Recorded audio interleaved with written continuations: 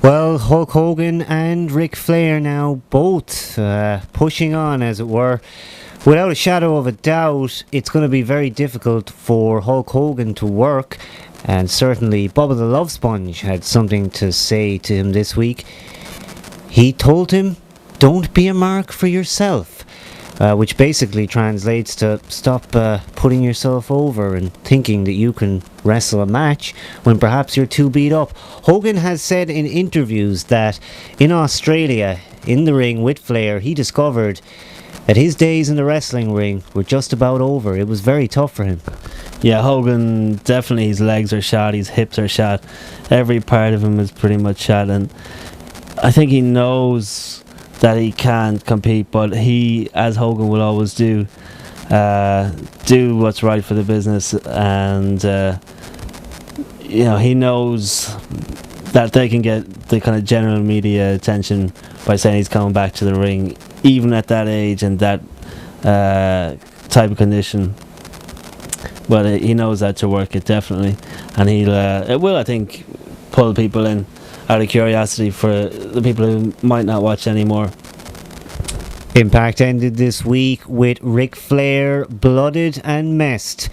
He had blood coming out of a couple of different orifices anyway, after the beatdown that he received at the end of TNA Impact this week. And I have to say that in contrast to the week before that, where Hogan was bloody, seeing either of these guys blooded and bashed up is not exactly what we want to see. Yeah, it has a different... one thing I like about it has a different feel in it. Like we spoke about with the PG rating. Not to be gory and vicious about it. We've seen it all before, but even that small bit of blood at the end does kind of sell things a little bit more. And I think will make a lot of people who don't watch curious to see, especially when it's a barbed wire and a stick or whatever the hell it was that Flair got caught up with. Seeing those more controversial angles, it reminds you just what you miss by watching the WWE product these days.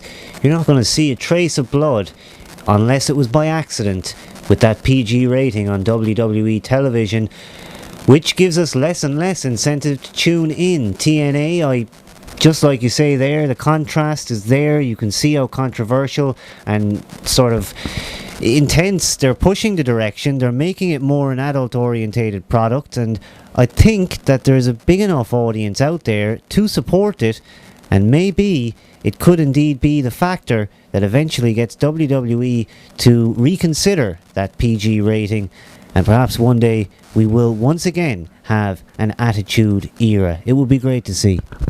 Yeah, we need it. We need Attitude. It's too safe.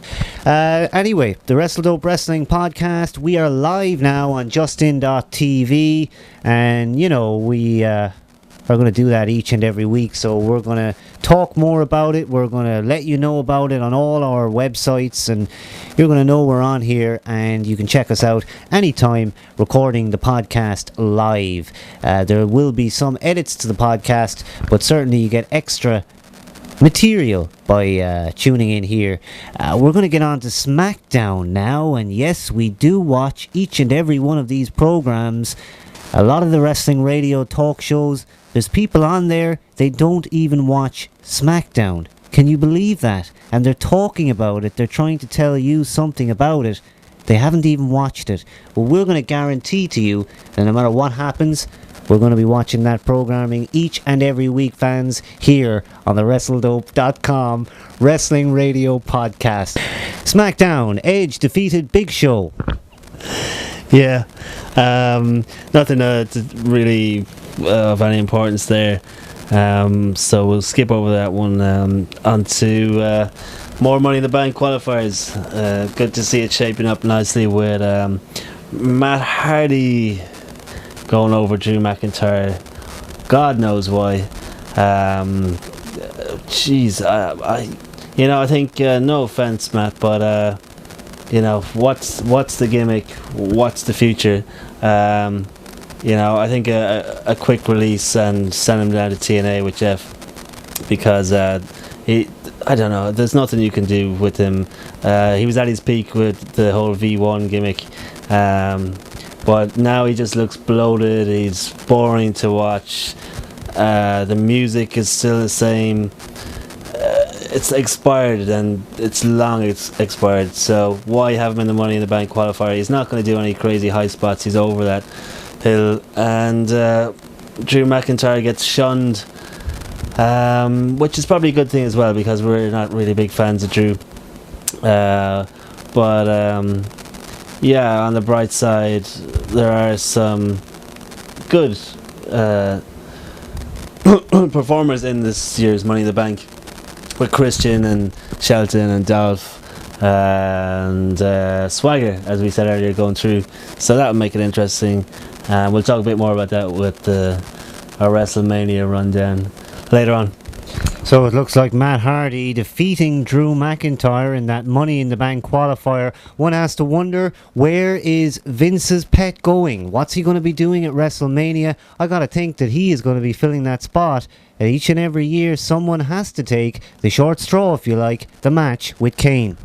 What would be kind of okay with me would be for if Drew really is Vince's boy, and the way his undefeated streak kind of got, how would you say, destroyed or written off by Vince on SmackDown. Maybe if they do the same thing for the Money in the Bank and put Drew in the Money in the Bank, would be a good spot for him. And Shelton Benjamin defeated Dolph Ziggler in another head scratcher. Dolph Ziggler deserves every push that can be put behind him. Why are you going to push Shelton Benjamin? It baffles me. Yeah, they're probably just having a little preview warm-up. You're going to probably see it each and every week from here up until Mania, of what to expect with Benjamin and Ziggler. And we might see Swagger and MVP and etc. for the next couple of weeks to build on the Money in the Bank. I suppose without any real solid storyline, it's all about the briefcase. And it's no big, I think, Ziggler to put Benjamin over.